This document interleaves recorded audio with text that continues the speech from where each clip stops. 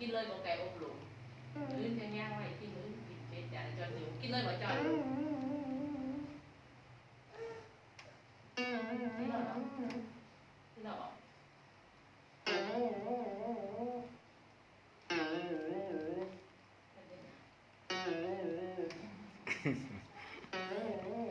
ไม่ยอม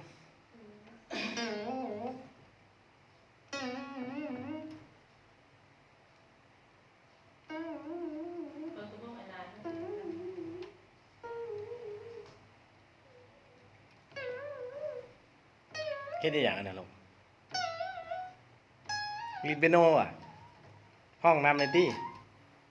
ห้องเพลงโทมัสมั้งหรอ